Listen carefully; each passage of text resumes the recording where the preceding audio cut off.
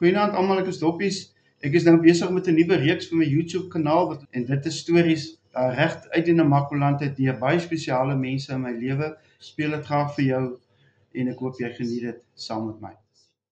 Daar is nog 'n storie, dus ek weet nie of dit regtig so waar is of nie, maar dit was nou in die Transvaal vroeër jare. Dis ek het dit in 'n boekie, predikante boekie gelees.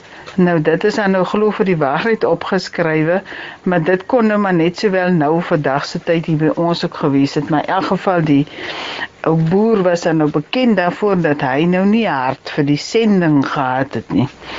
En so kom nou 'n nuwe sendingpredikant en hy sê vir die man: Dominee, jy is welkom om hier op my plaas te kom werk onder die mense en jy kom as jy hier verbykom, kom by die huis aan, ons drink 'n ou lekker koffietjie en kom op 'n naweek, ons braai 'n ou vleisie, maar kollekteer jy nie by my nie.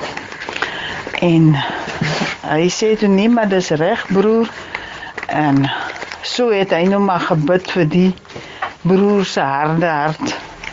En toe op 'n mooi môre, maar so het hulle nou die koffie gedrink en hulle het die vleis gebraai en lekker gekuier, het raak 'n gereelde ding. En op 'n mooi môre, hier bel die ou boer die dominee, die sending dominee. Dominee, kom maak dan weer 'n draai as jy verbykom, maar as jy nou verbykom, bring jy daai boek saam. Ek het hier iets vir die sending.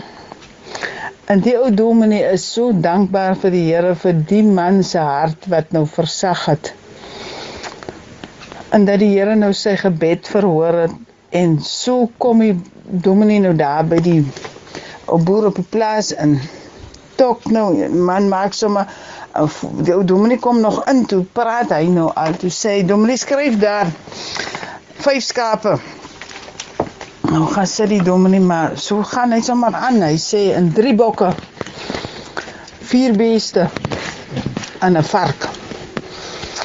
En toe die ou dominee nou klaar geskryf het, toe vra hy, maar broer, moet ons dit kom haal, of gaan broer dit vir ons bring? Toe sê hy, die ou boer, nee dominee, hulle het dit klaar, ek wou dit net deur die boeke gesit het.